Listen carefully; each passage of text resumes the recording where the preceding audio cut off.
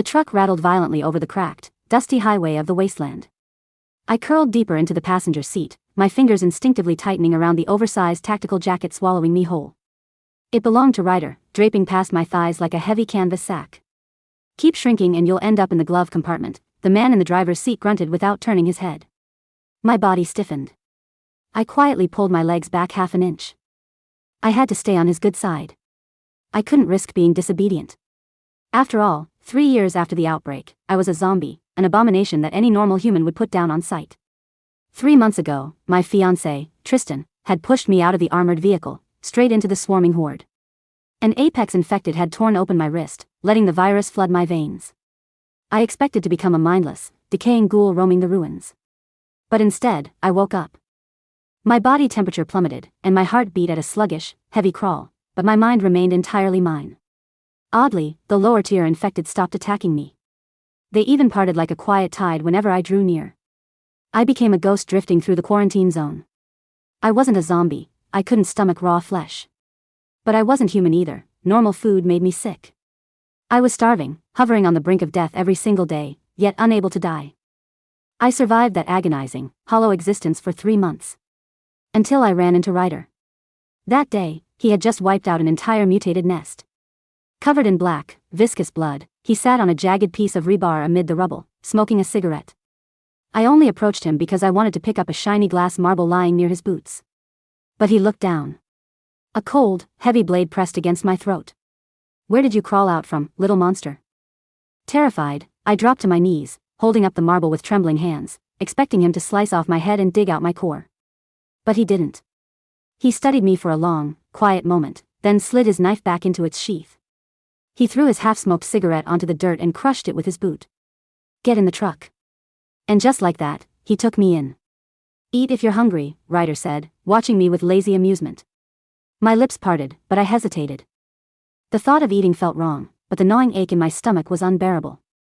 After a moment of desperate internal conflict, I crawled toward him on hands and knees. Ryder routinely unbuttoned his collar, exposing the broad expanse of his chest. I leaned over him, using my sharp canine teeth to pierce his skin.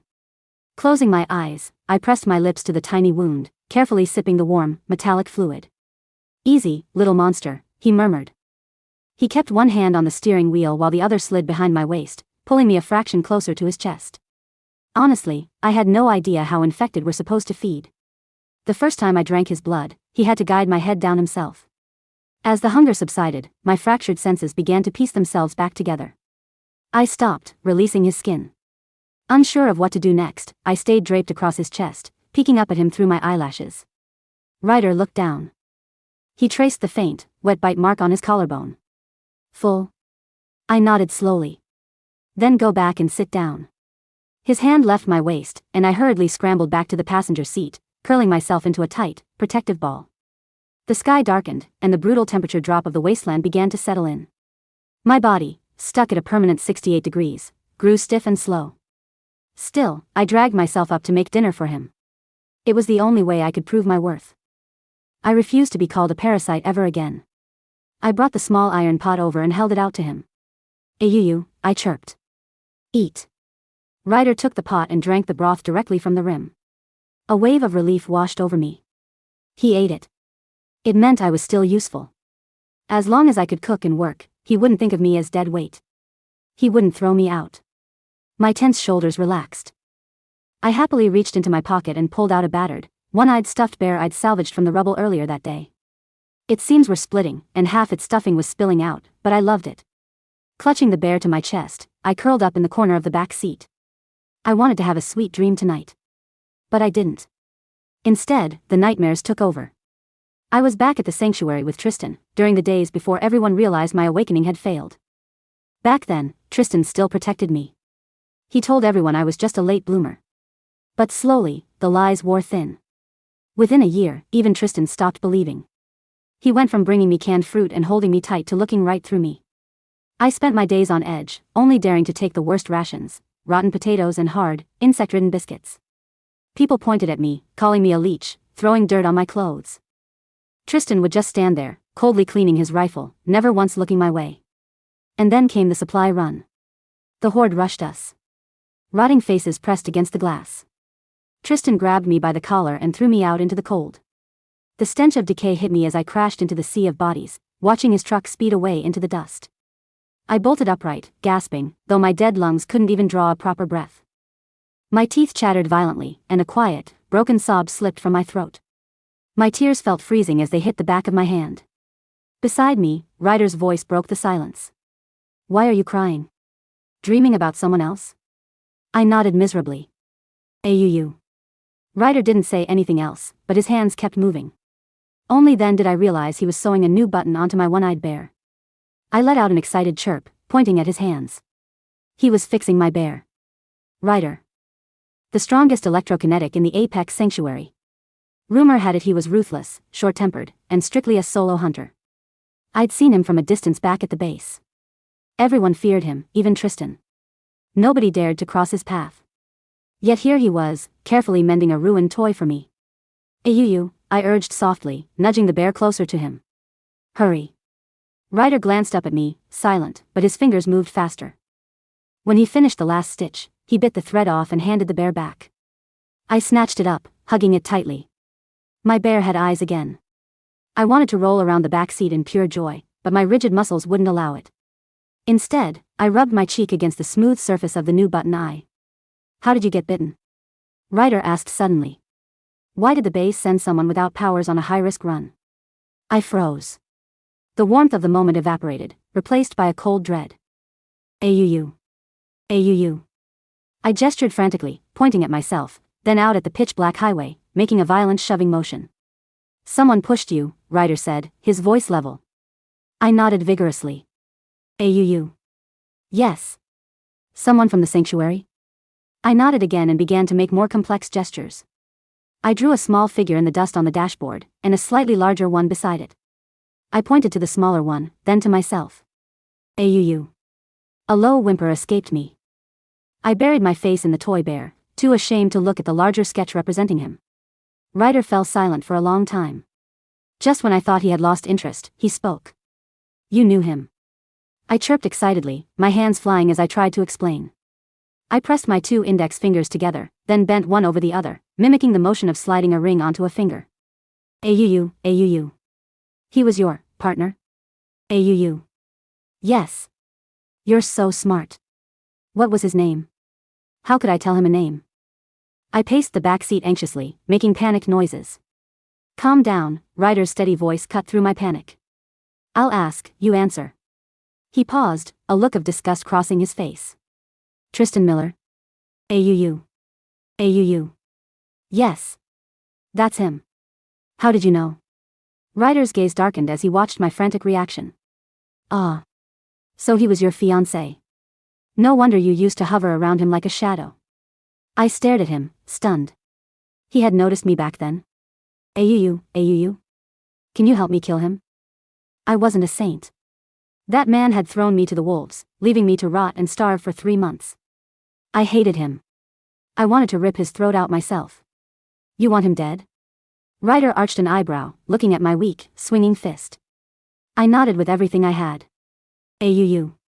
Look at yourself. You can barely walk straight. How are you going to kill him? Frantic, I grabbed his sleeve and tugged hard. Auuu, auuu. If you kill him for me, I'll cook for you every day, I'll wash your clothes, and I only need a tiny bit of blood to survive. Ryder didn't answer immediately. His eyes lingered on my lips, his throat swallowing slowly. You want my help, he murmured, his voice dropping into a low, teasing drawl. Then what are you going to give me in return? The silence inside the cabin hung heavy, broken only by the low rumble of the truck's modified diesel engine and the ticking of the cooling radiator. Ryder leaned back against the driver's headrest, a lit cigarette dangling loosely between his lips. The faint ember cast a dull, amber glow across the sharp angles of his jaw, illuminating the fresh, wet puncture marks on his collarbone. I blinked, my dead heart giving a phantom flutter. What could I give him? I had no rations. No bullets. No clean water. The clothes on my back were his. Drowned in dust and 3 sizes too large. Even the blood keeping my limbs from locking into rigor mortis came from his veins. Desperate, I lifted my hands, my stiff fingers curling into crude shapes. I pointed at the iron pot in the back. I can cook. I pointed at the dusty floorboards. I can clean. Then, with trembling hands, I drew a circle over my chest, mimicking a shield. I can take a bullet for you. Ryder let out a low, dry chuckle that rumbled through the dark. He took the cigarette from his mouth, exhaling a plume of pale blue smoke that drifted lazily out the cracked window. Cook. Little monster, your soup tastes like boiled ditch water and rusted tin, he said, his tone biting but devoid of cruelty. He reached out, his thumb catching my chin and tilting my face upward. His skin was scorching against mine, a blistering 98 degrees of living human heat against my pale, frozen flesh. And I don't need a meat shield that shatters when the wind blows too hard. Auuu. A small, desperate whine slipped past my lips. My throat seized with panic. If he didn't want my chores, what else was left? Would he leave me at the next outpost? Throw me into the irradiated brush? His thumb trailed slowly down my jawline, pressing right over the dead carotid artery where no pulse beat. You want Tristan Miller torn apart? Ryder's voice dropped into a rasp, lethal and quiet. Then you don't offer me maid service. If I kill him for you, you belong to me. Not as a stray dog, and not as a chore girl. You become my weapon. You stop acting like a corpse waiting to be buried and you learn to tear throats out with your own teeth. I stared at him, my pupils dilating. He reached into his tactical vest, his fingers fishing out something cold and hard. When he opened his palm, a luminous, jagged crystal the size of a walnut lay resting against his calloused skin. It pulsed with a sickening, violent violet light, an apex mutant core, harvested from the alpha infected he had butchered earlier that day. Even from a foot away, the raw bioenergy inside the crystal made the virus in my veins scream with an insatiable, blinding hunger. My jaw locked, saliva flooded my mouth. Eat it, Ryder commanded. My breath hitched. Auuu. You're starving because human blood only keeps your motor running. You're an infected, little monster. If you want strength, you take it from what made you. He shoved the core against my lips. Swallow it. Or stay a pathetic ghost crying over a one-eyed bear. The insult stung, sharp and humiliating. The memory of Tristan's sneer flashed across my mind, the look in his eyes as he shoved me off the tailgate into a wall of rotting teeth. Useless baggage. Dead weight. I gritted my teeth, opened my mouth, and clamped down on the core. It didn't shatter. The moment my canine teeth pierced the crystal's outer membrane, a molten flood of concentrated viral energy rushed down my throat. Pain, pure, unadulterated fire, exploded through every nerve ending in my body. I screamed, but only a strangled, broken screech tore from my vocal cords. My back arched violently off the passenger seat, my spine snapping straight as electrical spasms coursed through my limbs. The truck's interior flickered with tiny arcs of blue static, the air filled with the sharp, suffocating stench of ozone. Ryder didn't back away. He grabbed my shoulders, pinning me against the seat with brutal strength as my body convulsed. Hold on to it, he growled into my ear, his voice cutting through the ringing in my skull. Don't let the virus rot your brain. Digest it. Force it to obey you. The coldness in my bones was burning away. The frost that had lined my veins since the day I died melted under a torrent of raw, predatory power. My fingernails lengthened by half an inch, hardening into dark, obsidian talons. The sluggish, frozen pathways in my throat and vocal cords tore open and stitched themselves back together at impossible speed. When the convulsions finally stopped, I collapsed forward, gasping, drawing real deep air into lungs that hadn't expanded in 3 months. I slumped against Ryder's chest, shivering uncontrollably, soaked in a cold, viscous sweat. Ryder let out a slow breath against my hair. His hand rested heavily on the back of my neck, feeling the newly formed, razor-sharp heat humming beneath my skin. Look at that, he murmured, his thumb swiping across my cheek to clear a stray tear. You didn't turn feral. I lifted my head from his collar. My vision was no longer dull and grayed at the edges. I could see the individual dust motes floating in the dark, I could hear the microscopic hum of the truck's battery, I could smell the scent of copper and old leather radiating from his skin. I parted my dry, cracked lips. I tried to make the familiar chirping sound, but What came out was a hoarse, scraping syllable. Ryder. Ryder froze. His hand paused on my neck, his eyes narrowing slightly as he looked down into mine. For the first time, the lazy amusement vanished from his face, replaced by a dark, simmering intensity. Say it again, he ordered softly. I swallowed, tasting the residual metallic tang of the mutant core on my tongue. My vocal cords felt like sandpaper, but the word formed with sudden, jagged clarity. Ryder. A slow, wolfish smirk spread across his face. Good girl, he said, leaning down until his lips almost brushed the shell of my ear. Tomorrow, the hunting lessons begin. The highway stretched through the dead zone like a cracked black ribbon. 3 days had passed since I swallowed the mutant core. The changes to my body were terrifying and exhilarating in equal measure. I no longer dragged my right foot when I walked. The perpetual stiffness in my joints had dissolved into a coiled, spring-loaded agility. Most shockingly, my body temperature had risen to a cool 80 degrees, still cold for a human, but no longer the freezing chill of a cadaver. We set up camp inside the cavernous concrete belly of a collapsed shopping mall on the outskirts of Sector 4. The glass skylights above had long since shattered, letting in a relentless drizzle of gray, radioactive ash that coated the broken escalators and rusted storefronts. Catch, Ryder called out. I didn't turn around, I felt the displacement of air. My left hand whipped upward, my fingers snapping shut around the grip of a heavy combat knife. Mid-flight. Ryder leaned against the hood of the truck 50 feet away, crossing his arms. Not bad. But a knife only works if you're fast enough to bypass armor. Try me. I lowered my center of gravity, the tactical boots he'd scavenged for me digging into the pulverized concrete. I didn't hesitate. I kicked off the ground with a burst of speed that surprised even myself, closing the distance in less than a second. I thrust the blade toward his ribs. Crack. A blinding arc of blue electricity flashed across Ryder's forearm. He parried my strike with the back of his armored wrist, the shockwave blasting the knife from my grip and sending it spinning into the dark. Before I could recover my balance, his hand clamped around my throat, spinning me around and slamming my back against the truck's front grille. The impact rattled my teeth, but my dead nerves registered only a dull pressure rather than blinding pain. Too straight, Ryder criticized, his face inches from mine. His eyes were alight with electric blue sparks, the air between us crackling with heat. You're attacking like a soldier. You're not a soldier. You're an infected. Use what the virus gave you. I glared at him, a feral growl bubbling up from the back of my throat. Without thinking, I hooked my leg behind his knee, snapping my hips with vicious force, while driving my newly hardened claws straight toward his exposed neck.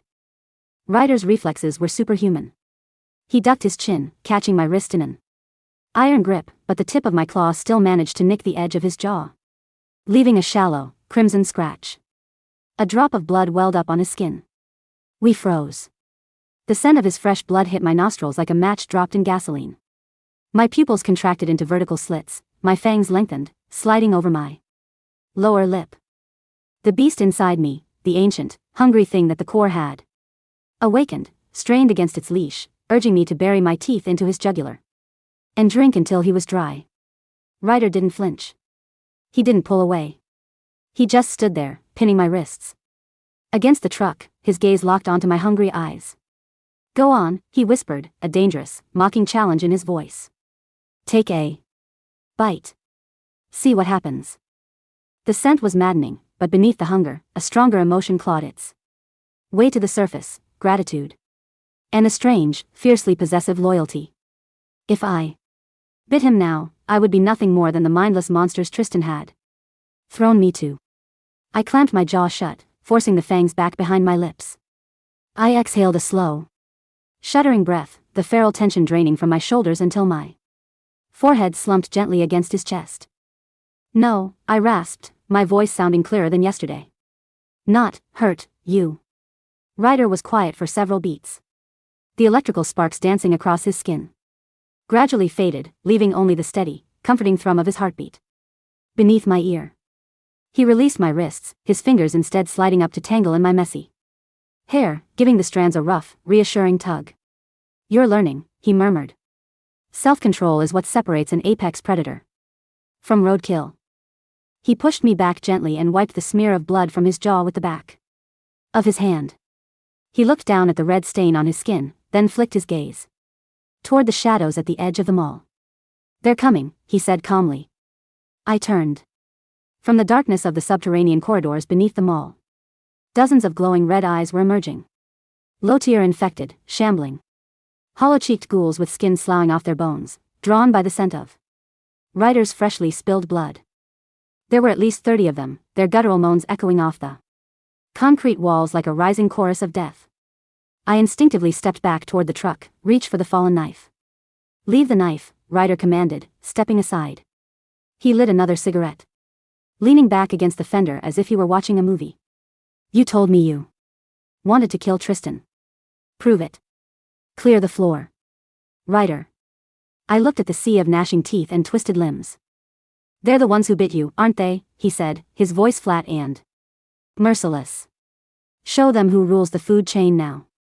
The nearest infected lunged, a screech tearing from its rotten throat, its yellowed fingernails aimed straight for my eyes. A week ago, I would have curled into a ball and sobbed. Today, something inside me snapped. I didn't back down. I took half a step forward, inhaled deeply, and unleashed a sound that wasn't human. It was a low, resonant, subsonic shriek, a command woven from the alpha core, pulsing inside my chest. The acoustic frequency vibrated through the air, hitting the horde like a physical wall. The lead infected halted instantly. Its knees buckled, its head smacking violently against the floor as it flattened itself into the dust, shivering in primal submission. The ghouls behind it froze mid-stride, their mindless aggression extinguished in a single heartbeat, replaced by pure, instinctual terror. They bowed. The entire horde was prostrating itself before me. I stood in the center of the ruins, the oversized tactical jacket billowing around my knees, my obsidian claws catching the pale ash falling from the skylight. Behind me, I heard the soft sound of Ryder clapping his hands twice in slow, dry applause. Well, he said, blowing a ring of smoke into the gray air. "Look at the little queen." 2 weeks later, the landscape changed from desolate highway to the heavily fortified perimeter of the apex sanctuary. Rising out of the jagged mountain valley like an iron monolith, the sanctuary was one of the last major human bastions in the Eastern Hemisphere.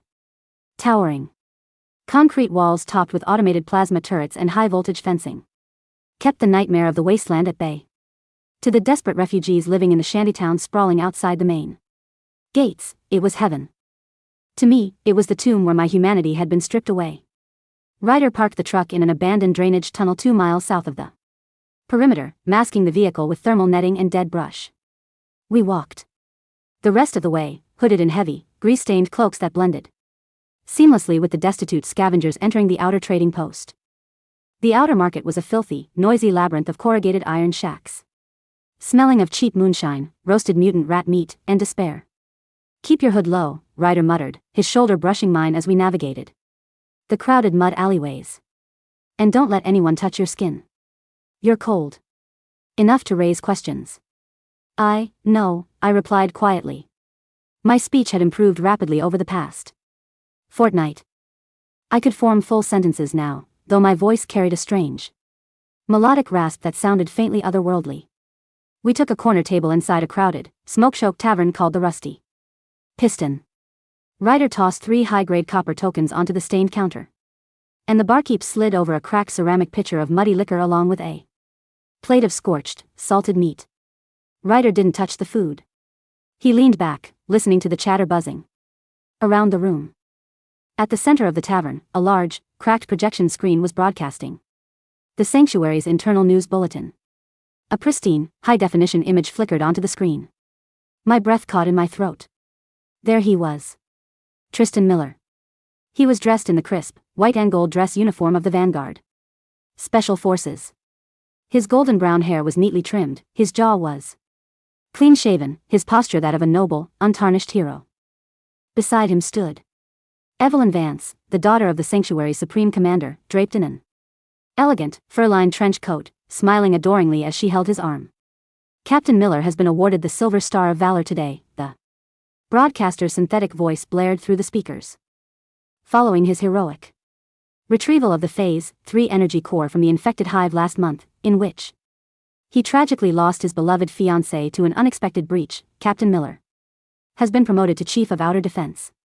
His upcoming union with Lady Evelyn Vance will mark a historic alliance between. Crack. The ceramic cup beneath my fingers shattered into dust. Dark, sticky liquor pooled across the wooden table, dripping onto my knees. I stared at the screen, my vision tunneling into a sea of red. Tragically lost his beloved fiancé. He hadn't just thrown me to the infected. He had used my death as a stepping stone. He had written a tragic ballad about his grief, earned a promotion, and traded my sacrifice for the commander's daughter and a seat at the high table. Look at that pious bastard, a scavenger sitting at the next table spat, throwing a peanut shell at the screen. Claims his girl fell into the pit saving the squad. Everyone knows Tristan Miller wouldn't sacrifice a fingernail for anyone else. Shut up, his companion hissed nervously. Vanguard guards are everywhere. You want your tongue cut out? Across from me, Ryder reached out. His large, warm hand clamped down over my trembling, fist-clenched fingers, casually covering the shattered ceramic pieces. Breathing, little monster, Ryder said softly, his voice cutting through the roaring in my ears. Control it. I looked at him. My eyes burned, but there were no tears left to shed.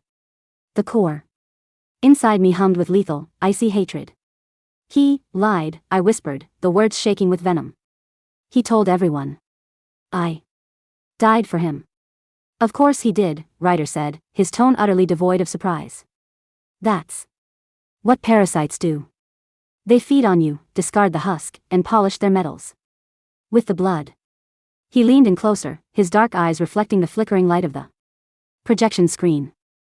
Tomorrow morning, Tristan is leading a ceremonial patrol into the outer ruins of District 9. It's a PR stunt for the Sanctuary's broadcast network. A clean, choreographed sweep to show off the Vanguard's new high-frequency sonic weaponry. I looked up at him, my heart clenching. How do you know? Ryder smirked, reaching into his pocket and pulling out a silver Vanguard encryption chip, spinning it between his knuckles. Because I used to run the Vanguard before I realized the whole sanctuary was a cesspool. I still have their frequencies. He tucked the chip away, his smirk vanishing into a cold, ruthless line. He wants a show? Ryder whispered. We're going to give him a massacre. District 9 had once been a bustling industrial zone, but now it was a graveyard of skeletal steel warehouses, rusted train tracks, and subterranean freight tunnels. A heavy, unnatural fog rolled across the cracked asphalt as the morning sun struggled to pierce the gray storm clouds gathering above. From the fifth-floor vantage point of a collapsed grain silo, I watched the Vanguard convoy roll into the sector. 3 heavy, armor-plated personnel carriers painted in brilliant white entered the main thoroughfare, flanked by 2 combat buggies mounted with heavy sonic cannons. High above them, 4 camera drones buzzed through the air, broadcasting the glorious sweep back to the screens of Apex Sanctuary. In the lead vehicle, Tristan stood proudly in the open hatch, his laser-guided assault rifle resting across his chest, waving with practiced charm to the hovering drones. Beside me, Ryder was adjusting the sights on a massive, anti-material sniper rifle. The weapon had been modified with thick copper coils wrapped around the barrel, a custom conduit designed to channel his electrokinetic abilities. The drones are transmitting live, Ryder said without looking away from the scope. Whatever happens down there, the entire sanctuary will see it. There will be no cover-up this time. I adjusted the straps of the tactical vest Ryder had fitted me with. Beneath the dark fabric, my claws flexed. My senses were stretched across the entire district. Beneath the asphalt, in the miles of abandoned subway lines and sewer conduits, thousands of sleeping infected were stirring. They were restless, agitated by the rumble of the Vanguard's armored vehicles, but they hadn't attacked yet. They were waiting. They were waiting for me. How do you want to do this? Ryder asked, lowering the rifle and turning to look at me. I want him to know, I said, my voice steady, cold, and clear. I want him to know who killed him. Then let's take away his toys first. Ryder brought the rifle back to his shoulder.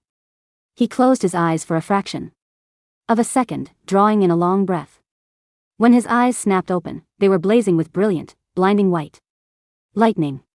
The air inside the silo dropped in pressure, the hair on my arms stood on end as raw electromagnetic energy surged down his arms, through the rifle stock, and into the copper coils. The barrel began to glow red-hot. Boom! The shot sounded like a crack of thunder ripping through the valley. A bolt of pure, supercharged plasmakinetic energy tore through the morning fog, traveling at hypersonic speed. A mile away, the lead combat buggies high-frequency sonic cannon detonated in a massive fireball, flipping the vehicle onto its side and sending shrapnel slicing through the air. Before the vanguard soldiers could even register what had happened, Ryder pulled the bolt and fired a second round. Boom! The second sonic cannon exploded, crushing the second buggy like a tin can. Panic erupted on the ground. The vanguard soldiers scrambled from their carriers, raising energy shields and spraying suppressive fire into the fog blindly. Tristan's voice screamed through the tactical comms, which Ryder's radio picked up clearly. Ambush. We're under attack by high-tier snipers. Form defensive perimeter. Jam. The broadcast, jam it now. Negative, Captain, the operator's terrified voice replied. The signal is locked. We're broadcasting live to the Commander's Council. Ryder racked the bolt one last time, turned the rifle downward, and fired a heavy electromagnetic pulse round straight into the ground beneath the convoy. The asphalt buckled. The EMP wave fried the engines of all three armored carriers, cutting their power and locking their hydraulic doors shut. The soldiers were stranded on foot in the middle of the dead zone. Ryder slung the smoking rifle over his shoulder and looked at me. The stage is yours, little monster, he said with a faint, proud smile. Go. Take your revenge. I didn't use the stairs. I vaulted over the edge of the 5th-floor windowsill, dropping 60 feet through the freezing air. The wind whipped my hair as I plummeted, landing in a low, 3-point crouch on the concrete below. The impact cracked the pavement beneath my boots, but my modified joints absorbed the kinetic shock effortlessly. I stood up slowly, stepping out of the shadows and into the gray mist of the main thoroughfare. The fog parted around my boots. The vanguard soldiers were in total disarray, their rifles sweeping frantically across the perimeter. Tristan stood at the center of the formation, his white uniform smeared with soot, his pistol drawn as he shoved a younger soldier toward the front line. Take point, you idiot. Tristan barked, his face twisted in panic. Cover my flank. It was the exact same voice. The exact same cowardice.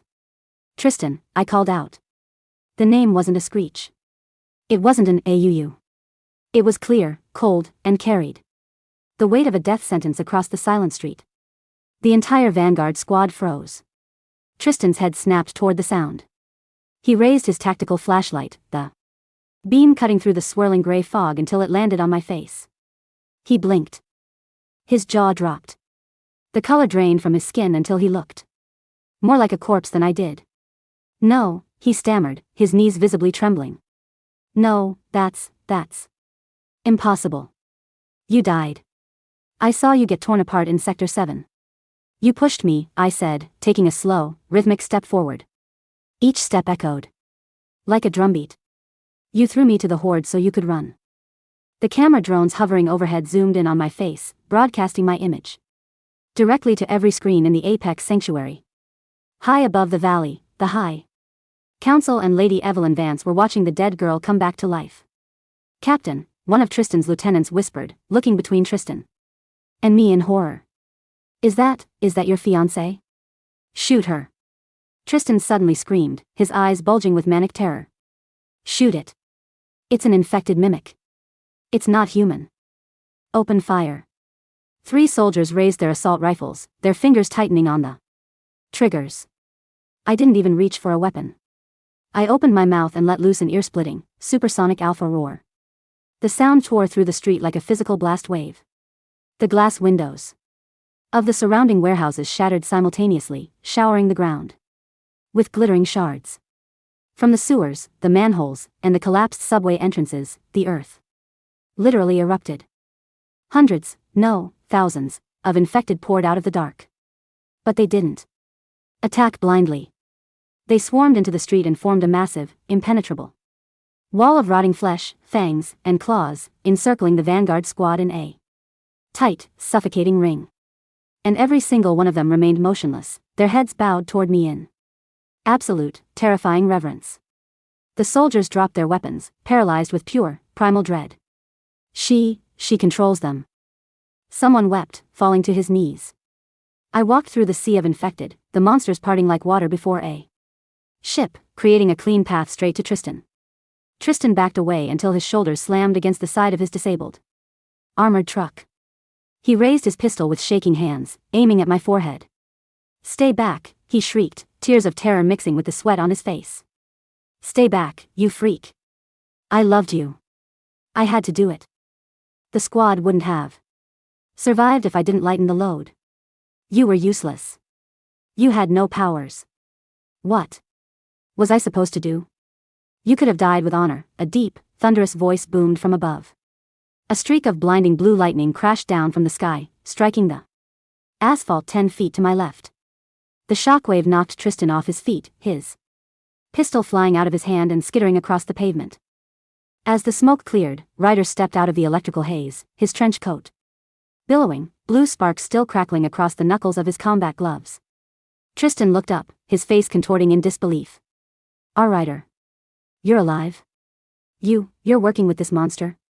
"She's not a monster, Miller," Ryder said, walking slowly toward him, his boots clicking heavily against the asphalt. "She's the apex predator you were too stupid to recognize. And you're just prey." Ryder stopped beside me, crossing his arms, leaving the path open. Tristan scrambled backward on his elbows, looking at me with wild, desperate eyes. He tried to crawl forward, reaching out to grab the hem of my jacket. "Please," he sobbed, his voice cracking into a pathetic whimper. "Please. Honey, remember what we had. Remember the sanctuary. I'll take you back. I'll tell everyone the truth. We can be together again. I'll leave Evelyn, I'll give you everything." I looked down at the man I had once thought was my entire world. 3 months ago, I would have begged for a single warm glance from him.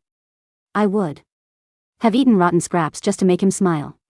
Now, looking at his tear-stained, cowardly face, I felt nothing. No love. No lingering sorrow. Only the absolute, cleansing clarity of an apex hunter looking at vermin. "You took my life," I said softly, crouching down until my cold eyes were level with his. "You took my voice. You took my future." My obsidian claws extended, glinting in the pale morning light. "I am taking them back." Tristan opened his mouth to scream, but before the sound could leave his throat, my hand moved like a whip. Snap. I shattered his right knee with a single strike, then his left.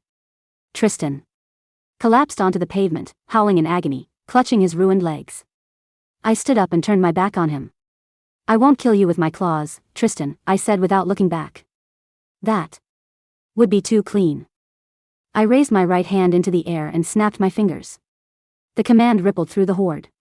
The sea of infected, held back by my will until that very second, unleashed a collective, deafening roar. They surged forward, a tidal wave of rotting limbs and gnashing teeth, swarming over Tristan's screaming form, dragging him down into the darkness he had once condemned me to. His screams echoed through the industrial valley, broadcast live to every screen in the apex sanctuary, until finally, there was only silence. The storm finally broke, washing the blood and ash from the cracked asphalt of District 9. The surviving vanguard soldiers had fled, their morale shattered, carrying the tale of the infected queen and the lightning hunter back to the trembling gates of the sanctuary. We didn't pursue them. The sanctuary was a dying cage, rotting from its own corruption. Let them cower behind their high walls, waiting for the end. Ryder and I walked back to the drainage tunnel where the truck was hidden. The modified diesel engine rumbled to life with a deep, comforting purr. Ryder climbed into the driver's seat, tossing his tactical gloves onto the dashboard and lighting a fresh cigarette. I climbed into the passenger seat. I reached into my pocket, pulling out the one-eyed bear. The blue button Ryder had sewn on was still firmly in place, gleaming in the soft afternoon light that broke through the dispersing clouds. I set the bear carefully on the dashboard, right next to his compass. Ryder glanced at the toy, then turned his head to look at me. The harsh lines of his face softened into a quiet, searching expression. Satisfied, little monster? He asked, exhaling a thin stream of smoke. I looked at my hands. The obsidian talons had retracted, leaving smooth, pale fingers. My skin was still cool, but beneath the surface, a steady, powerful energy hummed, not a curse, but a new life. Yes, I said, turning to him with a faint, genuine smile. Satisfied. Ryder reached out, his warm, calloused palm resting against the side of my neck. His thumb brushing gently over my cheekbone. The heat of his touch no longer burned, it felt grounding, like an anchor in a shattered world. Good, he said, his voice dropping into that low, intoxicating drawl. Because our deal is done. Tristan Miller is dead. So what's next? I tilted my head, leaning slightly into his touch, meeting his dark eyes without a trace of fear. Where are we going? I asked. Ryder let out a short, quiet laugh, pulling his hand back and grabbing the gear shift. He slammed the truck into drive, the heavy tires biting into the gravel. As the vehicle surged forward, bursting out of the drainage tunnel and onto the endless, open highway stretching toward the western horizon. Wherever we want, Ryder said, looking out at the vast, untamed wasteland ahead. We own the road now. I curled back into the passenger seat, wrapping his oversized tactical jacket around my shoulders. For the first time in 3 years, I closed my eyes without fear, listening to the steady hum of the engine and the beating of the heart beside me, ready for whatever the new world had to offer.